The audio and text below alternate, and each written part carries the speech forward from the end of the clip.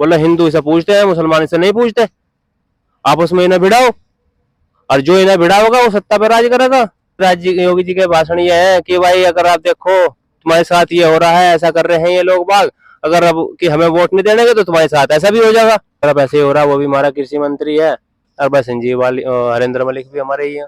यहाँ पर हम जनता से जानेंगे कि आखिरकार इस बार किसे वोट करने वाले हैं, किस तरह की सरकार चाहते हैं। रास्ते से जब हम गुजर रहे थे तो देखा यहाँ पर शोर लग रही थी, क्योंकि गन्ने का सीजन है। तो यहाँ पर लोग बैठे हैं, इनसे बात कर लेते हैं कि किस तरह की सरकार ये चाहते हैं, युवा चाहते हैं या फिर कौन सांसद अपना चाहते हैं। जी क्या नाम है आपका?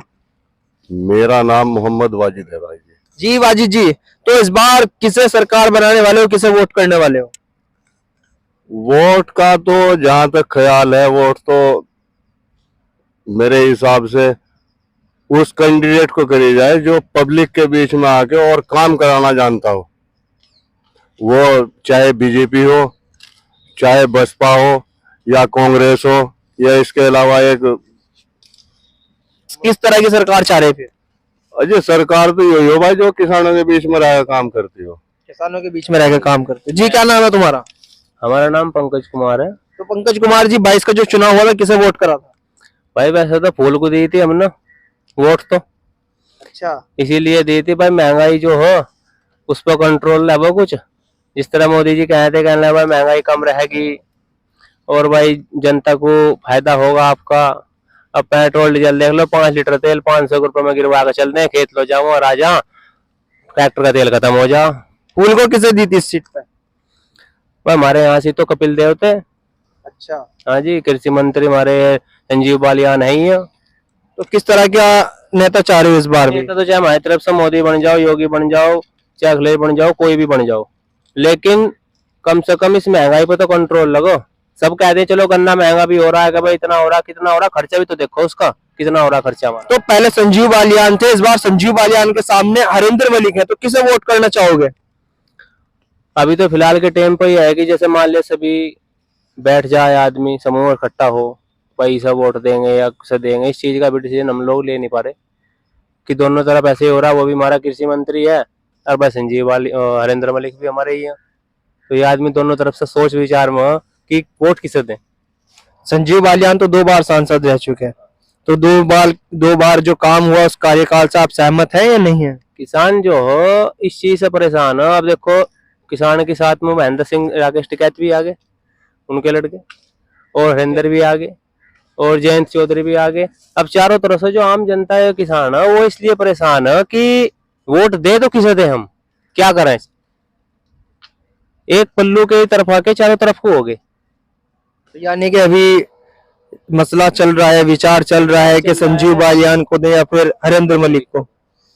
तो मतलब लग क्या रहा है वैसे, मन क्या कहता है, जनता क्या कहती है? तो आपकी राय है, जनता क्या कहती है? जनता को तो इन्होंने दो मुख कर दिया, एक तो हिंदू में और एक मुसलमानों में, दो रुख कर रखा।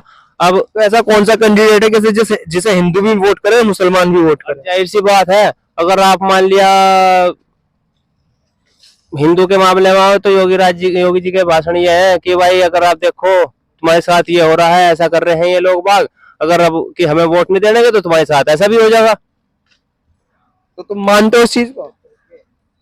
बात तो यह है, ना तो हम इनसे अलग हो सकते, ना इनसे दूर जा सकते, रहना तो हमें के साथ है। बताइए, ये बक्करपुर के रहने वाले, हम झटमुझट लगे रात दिन, इनके दोनों खेत हमारे, इनके हमारे दोनों, अभी इस साल लड़ेंगे हमारे हम। यानी कि भाईचारे वाली सरकार हो जो सबको साथ लेके चले, सबको साथ लेके चले, उस सरकार के साथ ही है जो सबको एक साथ लेके चले। तो मतलब ऐसा कहीं ना कहीं दर्द महसूस देता है जब हिंदू मुसलमान की बात होती है।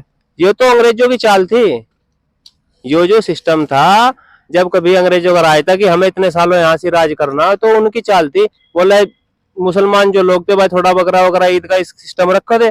अब जो अंग्रेज थे उन्हें दिखाई दिया, कहने लगा भाई इनमें किस कर हिंदू मुस्लिम में भिड़ने का काम रहता ना उनका, उन्होंने उठा के अपना गाय का काटने का सिस्टम चलाया।